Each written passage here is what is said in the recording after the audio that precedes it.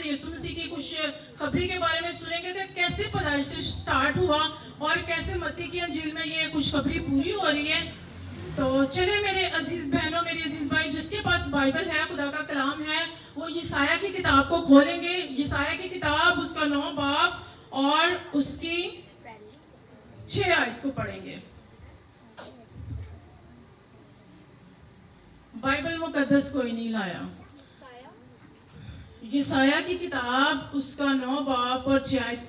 यहाँ पर कितने मसीही बहन और भाई हैं जो अपने क्रिसमस के कपड़े नहीं लेकर आए? कोई हाथ खड़ा करेगा? अच्छा, 2 भाई हैं, चले ठीक है, 3 हो गए। और इधर से सारी बहनें लाई हैं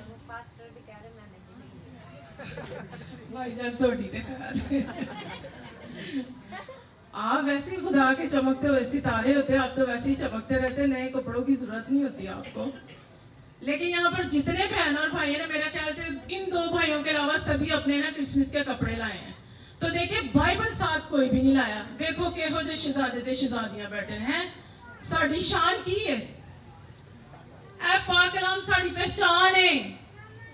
जब हम घर से निकल आए हैं चर्च के लिए तो बाइबल साथ है। मैंने इस बात पे बड़ी डांट खाई हुई भाई नासर से। स्टार्ट में जब मैंने खिदमत स्टार्ट की तो मैं अक्सर बाइबल लाना भूल जाती थी। तो अब इस बात का एहसास होता है, जब खिदमत करने लगे ना तो पता चलता है इस कलाम को साथ साथ लेके चलना कितना खूबसूरत है। हम सब लोग यहाँ पर आए पर बाइबल नहीं आए, इस बात के लिए मुझे दुख है। लेकिन चले कोई बात नहीं, खुदा का रूह आपको गाइड करेगा। मैं पाक कलाम को पढ़ती हूँ और आप लोग ध्यान से सुनिएगा। पाक कलाम में से हमारे लिए आज की तलावत यशायाह की किताब और उसका 9 बाब और उसकी 6 आयत में कुछ यूं मरकूम है।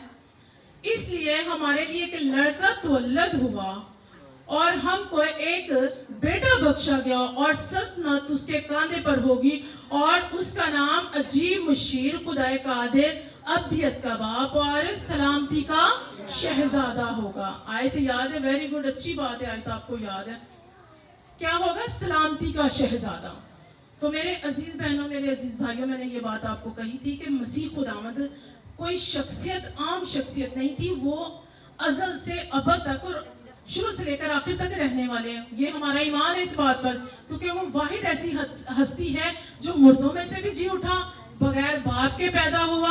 और दुनिया में ऐसी कोई शख्स, किसी मजहब में कोई नबी, कोई मुअल्लम, कोई कादिर, कुछ भी नहीं है सिवाय यीशु मसीह के जो बगैर बाप के पैदा हो। सिर्फ हमारा खुदावंद, मेरा और आपका मुनज्जी यीशु मसीह बगैर बाप के पैदा हुआ, जो सलामती का शहजादा भी है। उसकी जो पेशन गोई है, अगर हम पैदाइश की 3 बाब में देखें, उसकी 3 आयत में देखें ना, अगर आपको कोई आयतें चाहिए हुई तो आप ले लीजिएगा। अभी मैं सिर्फ आपके साथ कलाम को बयान करूंगी, आयतें निकालने में बड़ा टाइम लग जाता है।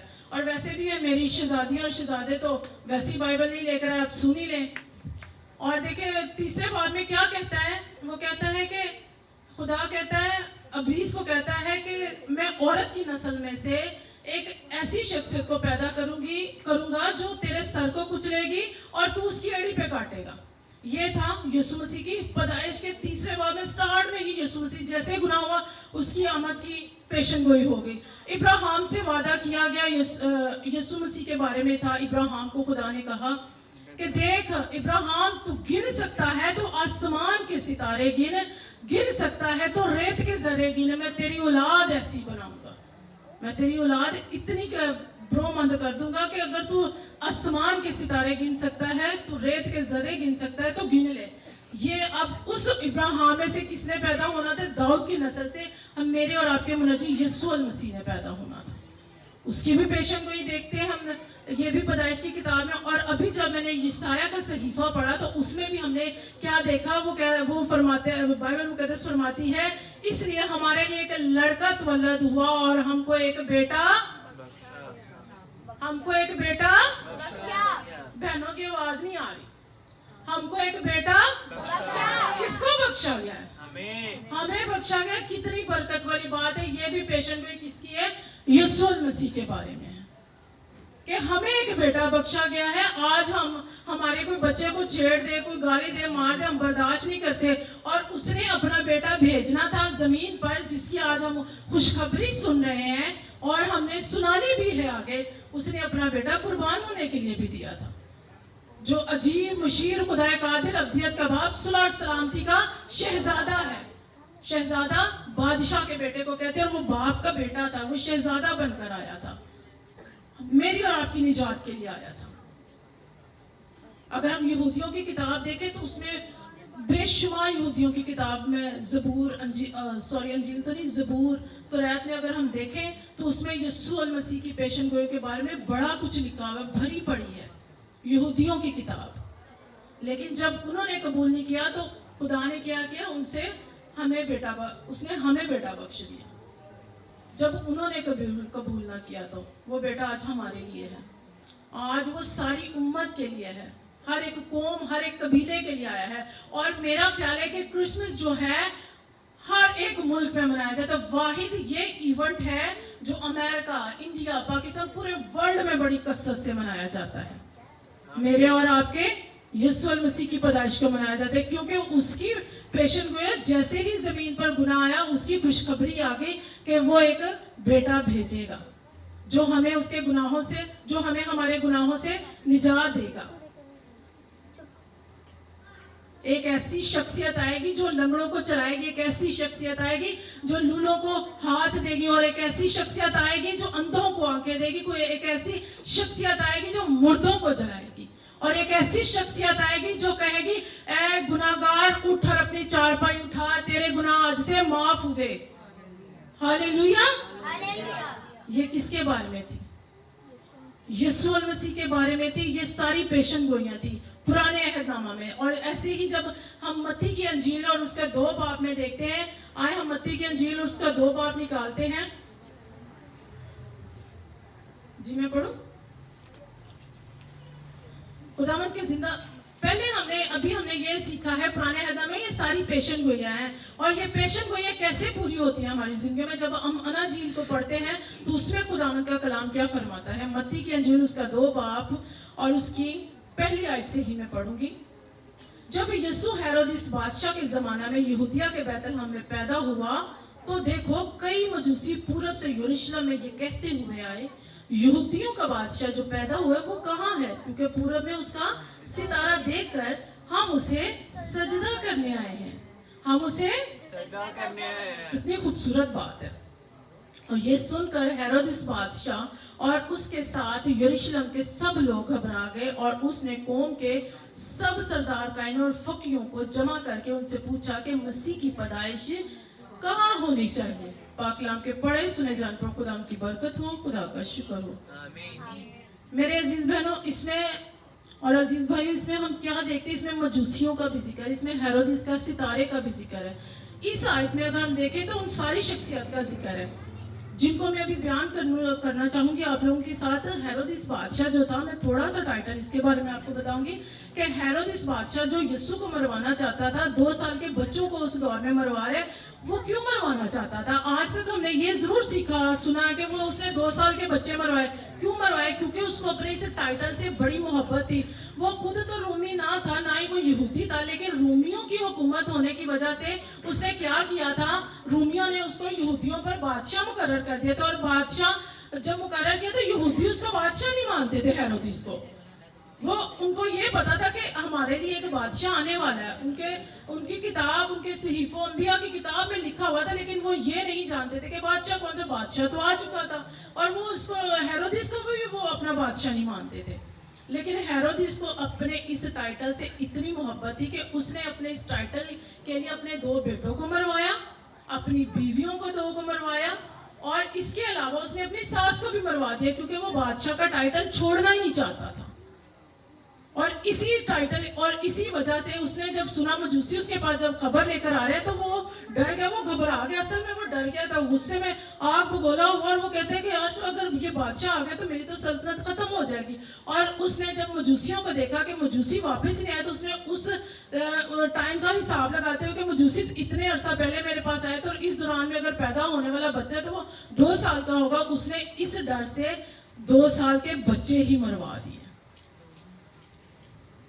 ये थी हकीकत हेरोदिस बादशाह की, जो वो 2 साल के बच्चों को मरवा रहा था। और जो मजूसी थे और जो उसके पास खुशखबरी लेकर आए थे वो कोई आम शख्सियत मजूसी भी नहीं थे। उस वक्त जितने मजूसी होते थे ना, वो बादशाह मुकर्रर करते थे। मजूसी वो ना तो यहूदी थे और ना ही कोई ऐसा उनका मजहबी था कि एक अलग से वो एक बड़े मजहबी हैं। वो सब कुछ अलूम सीखते, हर मज़हब का अलूम सीखते थे।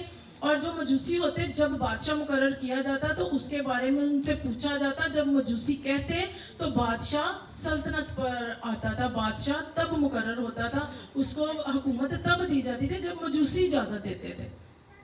मजूसी भी कोई आम शख्सियत नहीं थी। और मजूसियों ने यहूदियों का भी अलूम सीखा हुआ था। और उसने वो यहूदियों को जो अलूम था वो उसने कहाँ से सीखा था? वो उसने दानियल से सीखा था। दानियल क्योंकि गैर कौमों पे नबूकत नजर बादशाह के दौर में जब था तो वो उनके ऊपर हुकूमत करता था। और जब दानियल नबी ने मजूसियों को ये तालीम दी होगी तो उसमें उसने अपने किताबों के बारे में ये भी बताया होगा कि भाई उसमें एक बादशाह आने वाला है। तो वो जैसे ही वो सितारा नजर आया मजूसियों को, वो उसकी तलाश में चलना शुरू हो गए। कम अज कम मेरा ख्याल है 2 साल वो उस तलाश में रहे कि हम उस बादशाह को ढूंढे। और वो सितारा भी कोई आम सितारा नहीं था। वो सितारा जब नजर आता था तो किसी खास शख्सियत की अलामत होती थी कि खास शख्सियत पैदा होने वाली है। तो वो सितारा, वो मजूसी वो सितारा देखते देखते देखते देखते मसीह तक पहुंच गए। और ख्वाब में क्या हुआ, फिर उन्होंने इस बात को पाया कि भाई तू हेरोदिस बादशाह के पास ना जाना। तो मजूसी वहीं पर बच्चा यीशु को सजदा करते हुए वापस लौट गए। तो मेरे अजीज बहनों, मेरे अजीज भाइयों, ये बड़ी खूबसूरत बात है कि आज आप उस बादशाह के लिए यहाँ पर इकट्ठे, उसकी पैदाइश की खुशी मनाने के लिए यहाँ पर इकट्ठे हुए हैं, जो एक बड़ी ख़ास हस्ती है, जो जिसके बारे में कलाम शुरू से लेकर मत्ती की अंजील को जब हम देखते हैं तो बयान करता है। शमौन जो था बड़ा बुजुर्ग आदमी था, मत्ती की अंजील में ही उसका जिक्र। वो कहता है कि मैं तब तक खुदाया ना मरूं जब तक मैं तेरी निजात को ना देख लूं।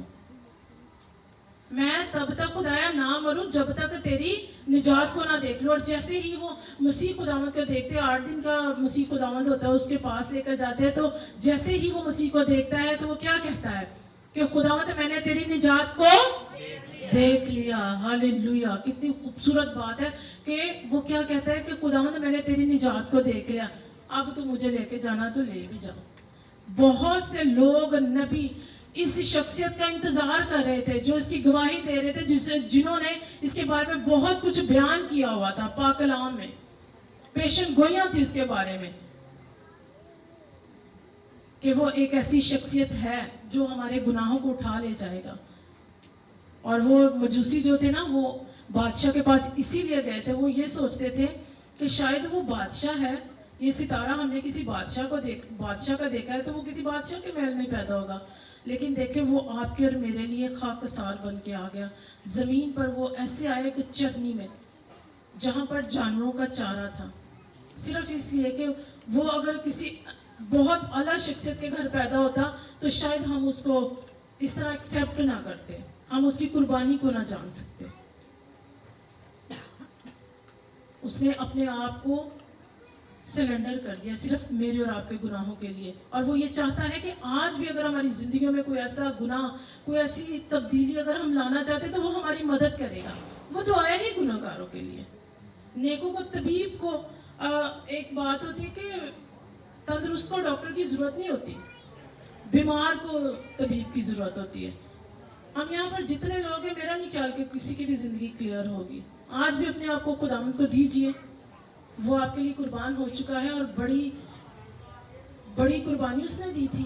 और आज जब वो ज़मीन पर आया, आज के दिन बाइबल मुकद्दस को 25 दिसंबर का दिन नहीं हमें बताती कि एज इट इज़ इसी दिन मसीह खुदावंद पैदा हुआ है। लेकिन ये देखिए, हम इस चीज़ को लेकर आते हैं कि हम मिलकर इकट्ठा होते हैं, कि युगानगत में आते हैं और उसकी खुशी को मनाते हैं। हम अपनी ज़िंदगी को तब्दील करना चाहते हैं। आज भी कहिए खुदावंद, मैं अपनी ज़ुबान को, अपनी ज़िंदगी को तेरे पाक लहू से धोती हूँ। जिंदगी तब्दील होगी, वो करेगा काम, क्योंकि वो तो चाहता है कि हर एक की तौबा तक नौबत है। वो तो जमीन पर पैदा ही इसीलिए हुआ था, कोई और ऐसा कर नहीं सकता था जैसा मेरे और आपके खुदावंद ने किया।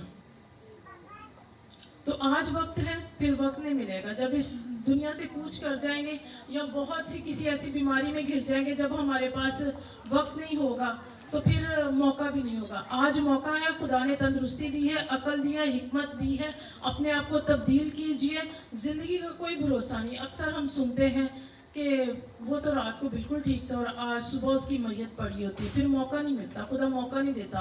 आज ही जैसे आप अपनी ज़िंदगी को तब्दील करना चाहिए, चर्च से बाहर निकले और अपने आप को कहिए खुदा मैं तब्दील करना चाहते हैं, वो आपकी ज़िंदगी में काम करेगा, क्योंकि उसने आपके लिए अपना कीमती लहू दिया है। वो अर्श को छोड़कर फर्श पर आया था, ज़मीन पर आया था, आपके लिए और मेरे लिए आया था। उसको कोई ज़रूरत नहीं थी कि आलीशान मकामों से वो ज़मीन पर आता। किस लिए वो ज़मीन पर पैदा हुआ। और आप ये देखिए कि आप जिस बादशाह की औलाद में से हैं, उसकी बहुत सी बड़ा कलाम उसकी गवाहियाँ देता है और बहुत सी ऐसी बातें हैं जो हर किसी से अलग है। कोई तीसरे रोज मुर्दों में से आज तक ना जिंदा हुआ, कोई बिन बाप के आज तक पैदा ना हुआ, और कोई आपके लिए ऐसे कुर्बान ना हुआ। वो कुर्बानी जो उसने दी है वो कोई दे नहीं सकता था। सिर्फ 1 साल के लिए हम कुर्बानी देकर गुनाहों से आज़ाद होते थे, और आज हम उसकी कुर्बानी पर ईमान लाकर अपनी ज़िंदगी में भी जा सकते हैं। हमारे अज़ली नस्ली गुनाह भी माफ़ हो जाते हैं। जो हमारी पुश्तों ने गुनाह किए होते हैं ना, अगर हम उसकी कुर्बानी पर ईमान ले आते हैं तो वो भी माफ़ हो जाते हैं, क्योंकि वो ज़मीन पर पैदा ही इसलिए हुआ था। हमारे लिए इससे बड़ी खुशखबरी कोई है ही नहीं। हालेलुया। आज के कलाम से किस किस को बरकत मिली है? बड़े घट लोग मिली है। उन्हें केक खाने में जो पूछांगे ना किने किने केक खाना, मसीह ही बताया सारे कहना सी आना सी आना। देखो, कलाम को जब आप लोग लेते हैं ना तो दिल से लिया करें, अपने आप को दुआ में रखा करें और कह रहे खुदावंद मैं अपने दिल को, अपनी सोचों को तेरे कंट्रोल में देता हूँ। आप यकीन जाने, मेरी एक बड़ी खूबसूरत गवाही है। सुबह मेरी इतनी तबीयत खराब थी, मेरी कमर का पट्टा इस कदर खींच गया, सुबह एकदम से उठी तो मैं उठ के सॉक्स भी नहीं पहन सकती थी, जर्सी भी नहीं पहन सकती थी, और मुझे टेंशन यही थी कि मैंने आज कलाम डिलीवर करना है। बिजी लाइफ है, बहुत बिजी लाइफ है, आप सब लोग जानते ही हैं, लेकिन खिदमत भी साथ साथ करती हूँ, खुदा को भी टाइम देना है, ये तो ज़रूरी है। ये चीज़ें तो यही रह जानी, साथ तो ये कलाम ही जाना है। और फिर मेरे हस्बैंड ने पता है क्या मुझे कहा, मैंने कहा आप मुझे ना हॉस्पिटल ले जाओ। वो मुझे पता है कि कहते भाई नासिर के पास चलते हैं। मैंने कहा चलो भाई नासिर के पास चलते, बाद में हॉस्पिटल जाती। जब खुदा का काम करना है ना आपने, तो वो आपकी ज़िंदगियों में से बीमारियों को, दुखों को कैसे रिमूव करता है, मैं उसकी गवाही देना चाहती हूँ। मैं जैसे ही भाई नासिर के पास आई तो भाई नासिर ने मेरे सर पे हाथ रखा, दुआ की, और आप यकीन जाने मेरे ना सारी बॉडी के पट्टे रिलैक्स होना शुरू हो गए। हालेलुया।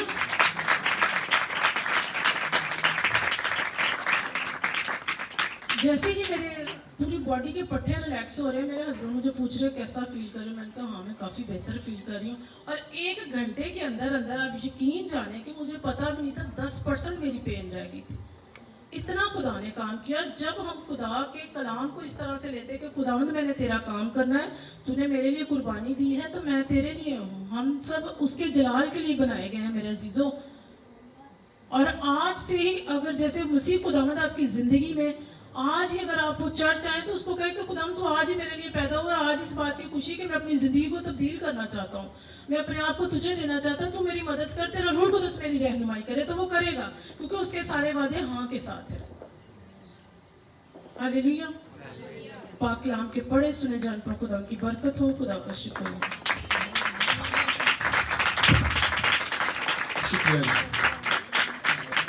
बड़ी बातें आज